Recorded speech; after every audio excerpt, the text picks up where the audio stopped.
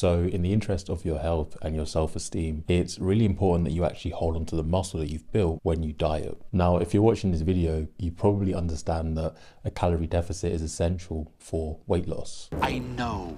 The problem is that whilst in a calorie deficit, your body doesn't really care about aesthetics. Are you serious? Your body just wants to survive, and it will of course use body fat, but also muscle to do so. So throughout a diet, if you actually want to look like you lift and also maintain a decent level of metabolic health, it's important that you hold onto that muscle. But how? Well, you're in luck because I have 3 tips to help you do so. Tip number 1, do not skyrocket your cardio. If you care about your physique and aesthetics, during a fat loss phase, your goal should be to maintain your performance, not an endurance athlete. If your legs are ruined because you've ran a half marathon or cycled 50K for your training session, that's not going to be conducive to holding up your performance. The longer you can hold your performance for, the more muscle you're going to hold. And of course, people are going to think that by me saying this, I'm saying that cardio doesn't matter, because it's the internet. And I'm not saying that. Of course, cardio is important, but I think you should be conservative with your introduction of cardio. For example, with myself, I only do cardio on my rest days. What I'm really trying to say here is you should never get to a point where your cardio is taking priority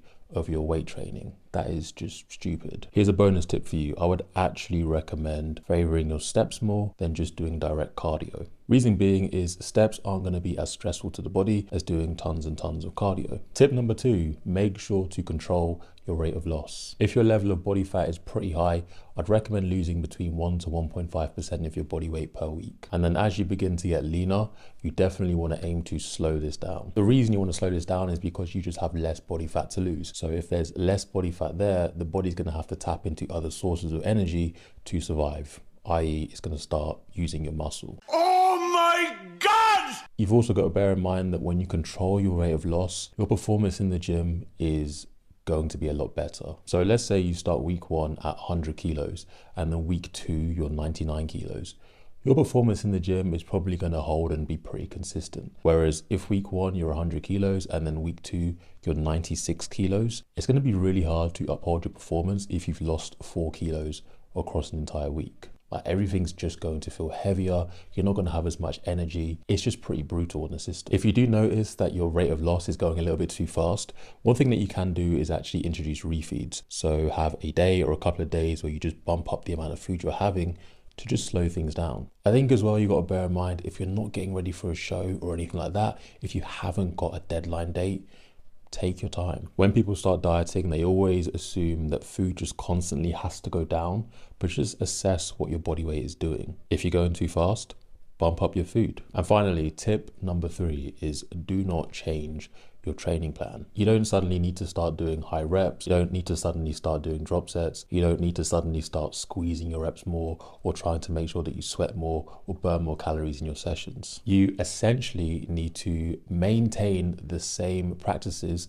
that you were doing that built your muscle. Training with effort, training to failure, and also logging your lifts. However, if you are somebody who plans on getting pretty lean, like super lean, like damn, like you might be able to compete in a couple of weeks, and there are a couple of changes that you can make to your training. So for example, you might want to switch to using more machines as opposed to free weights. Machines are going to just give you a little bit more stability. For example, if you're super lean for a photo shoot or a competition, it's probably going to be easier for you to brace and stabilize yourself on a hack squat or a pendulum squat in comparison to having a bar with 5 or 4 plates on your back. A lot of these big compound movements with free weights do come with a lot of fatigue, so you definitely might want to consider moving over to more machines, but that's only if you're planning on getting really lean.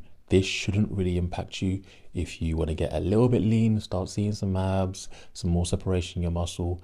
You shouldn't need to drastically change your training programming. The same can be said about lowering your volume. You only really need to make those changes to your volume if fatigue's getting super high because you're pretty much shredded. So if you like this style of video, make sure to give it a like. Make sure you subscribe as well, and there's plenty more on my channel for you to go through. Season 3 of Why Not Me has also started as well, which is essentially my prep series.